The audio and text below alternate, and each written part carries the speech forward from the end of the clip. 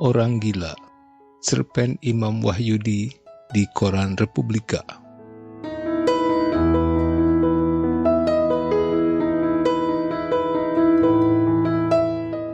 Kemunculan banyak orang gila di desa Gunung Kelir membuat Gus Sujud bertanya-tanya, apakah hal ini datang dengan sendirinya atau memang ada yang mengaturnya dengan tujuan-tujuan tertentu. Tetapi yang jelas, kemunculan mereka mulai membuat resah warga dan suasana desa menjadi tidak nyaman. Ingatan tokoh muda itu surut ke belakang mengenang masa kecilnya di daerah pesisir dahulu. Kala itu ia mengenal sosok Mbah Bono, orang gila yang dipercaya oleh banyak orang mempunyai ilmu linuwih. Konon ia menjadi gila karena tidak sempurna menuntut ilmu tinggi. Banyak orang menafsirkan segala tingkah laku dan omongan yang keluar dari mulutnya, sekalipun itu tak jelas maksudnya. Mulai dari tanda-tanda peristiwa alam yang akan terjadi, sampai nomor judi buntut yang marak saat itu. Gus Sujud masih ingat betul, ia dan kawan-kawan kecilnya suka mempermainkan Mbah Bono sewaktu pulang mengaji. Mbah Bono sering mangkal di sebuah ruko kosong dekat masjid setelah lelah berjalan mengitari kampung dengan langkah kakinya yang diseret sehingga menimbulkan bunyi khas. Semua orang sudah bisa menduga siapa yang sedang berjalan walaupun belum terlihat orangnya bila mendengar langkah kaki seperti itu. Ketika orang tua tersebut terlelap, anak-anak menimpukinya dengan kerikil. Ada pula yang menyodok-nyodoknya dengan ranting kering. Mbah Bono yang kaget dan terbangun langsung uring-uringan dan mengeluarkan kata-kata tak karuan sembari mengejar anak-anak yang lari terbirit-birit. Ada yang lolos dari kejaran Mbah Bono, tetapi ada juga yang terkejar dan kena gebuk tongkatnya. Kalau sudah begitu, anak itu hanya bisa menangis keras dan berujung keributan orang tua mereka dengan Mbah Bono. Dan Gus Sujud, walaupun masih kecil, selalu niteni setelah Mbah Bono kena damprat para orang tua, petaka-petaka kecil senantiasa melingkupi daerah pesisir itu. Entah itu terjadi gelombang tinggi di lautan, gempa, ataupun juga puting beliung yang tiba-tiba datang.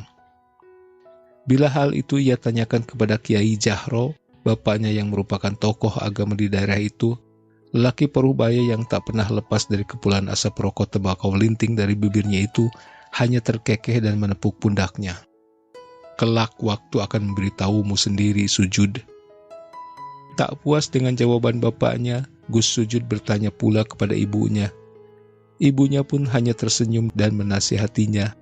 Mbah Bono itu sama seperti kita, manusia ciptaan Tuhan juga, bagaimanapun itu keadaannya. Kamu tidak boleh mempermainkannya, bahkan harus menghormatinya karena ia jauh lebih tua darimu. Bisa kualat nanti kamu kalau mengganggunya. Gus Sujud sebenarnya tak puas dengan jawaban-jawaban itu, dan karena nasihat ibunya tersebut, Gus Sujud perlahan-lahan mulai mendekati Mbah Bono, berusaha menunjukkan kepadanya sebagai teman yang baik. Mula-mula ia tak acuh. Tanpa diduga, kadang Mbah Bono malah menyerang Gus Sujud. Tetapi lama-kelamaan akhirnya ia luluh juga. Mbah Bono mulai bisa diajak bercanda, walau cuma sebatas tertawa-tawa. Entah apa yang ia tertawakan sebenarnya. Melihat Mbah Bono gemar merokok dari tegesan atau puntung yang ia ambil di jalanan, sesekali Gus Sujud membawakan tembakau linting milik ayahnya. Mbah Bono suka sekali barang tersebut. Mereka kemudian merokok sambil tertawa, melepaskan bersama-sama asap rokok itu dengan keras ke udara. Itulah awal mula Gus Sujud merokok tanpa diketahui oleh orang tuanya. Hingga suatu ketika, Mbah Bono hilang entah kemana, tak ada orang yang tahu. Gus Sujud pun kebingungan mencarinya, tanpa gelagat apapun, ia pergi begitu saja. Gus Sujud berusaha menerka apa yang akan terjadi kemudian. Namun tetap saja ia tak mampu membaca tanda-tanda hilangnya Mbah Bono sampai kemudian gelombang besar meluluh lantakan desa pesisir itu. Banyak jiwa yang hilang dan yang selamat pun tercerai-berai ke berbagai penjuru tempat. Untung bagi Gus Sujud dapat selamat dan berkumpul dengan orang tua serta beberapa gelintir warga desa lainnya.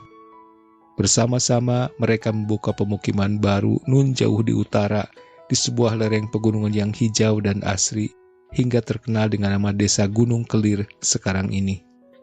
Cobaan yang begitu berat membuat warga asal pesisir itu seperti tersadar atas tingkah laku mereka yang gemar merusak alam dan lama terlupa dari Sang Pencipta. Mereka membaur dengan penduduk asli, kembali religius dan mengolah alam dengan penuh rasa syukur. Di bawah bimbingan Kiai Jahro yang kini telah tiada, desa itu berkembang menjadi daerah yang penuh dengan kedamaian dan kemakmuran. Sampai kemunculan orang-orang gila itu membuat risau hati Gus Sujud. Setiap malam ia tak henti berdoa dan meminta petunjuk kepada Yang Maha Kuasa agar desanya dijauhkan dari segala mara bahaya. Gus, orang-orang gila itu sudah keterlaluan. Mereka mulai menjamah rumah ibadah dan mendekati para pemuka agama. Suatu hari, beberapa muridnya beserta warga desa melapor kepadanya. Kita harus mengusir mereka entah kemana. Yang penting desa kita ini terbebas dari orang-orang kotor itu. Tunggu dulu, jangan gegabah bertindak sampai kita tahu ada apa dengan semua ini. Mereka juga makhluk Tuhan, perlakukan dengan baik dan selayaknya. Cegah Gus Sujud kepada orang-orang yang mulai terbakar emosi.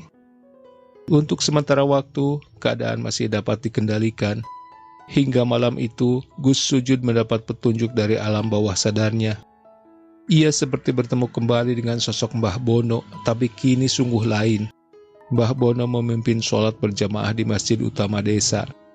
Di belakangnya ia mengenal sosok-sosok yang menjadi makmumnya. Ya, mereka adalah orang-orang gila yang banyak berkeliaran di jalanan desa.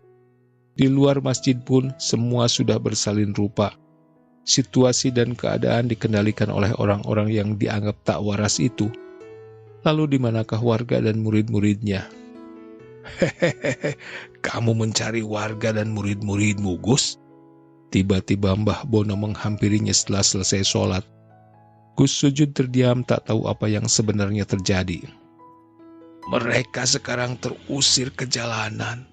Kami menjaga desa ini agar terhindar dari segala sesuatu yang tak diinginkan.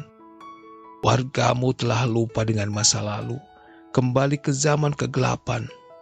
Mereka mengolah alam dengan rakus, hingga bukit-bukit itu menjadi gundul dan melupakan tempat ibadah. Padahal mulut mereka setiap waktu berkata tentang kebaikan dan kesucian.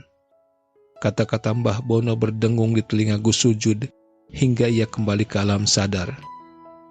Namun semuanya terlambat. Di luar, warga desa beramai-ramai mengusir, bahkan ada yang sampai membunuh orang-orang gila tersebut. Mereka tak sadar bahaya mengancam dari atas. Tanah perbukitan itu mulai longsor ke bawah, meluncur deras seperti bah segera menerjang desa Gunung Kelir. Gus Sujud menangis. Untuk kedua kalinya, ia melihat kuasa Tuhan tanpa bisa berbuat apa-apa.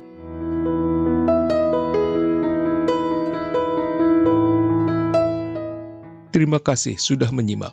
Tata dan Miharja pamit. Selamat menikmati hari yang menyenangkan.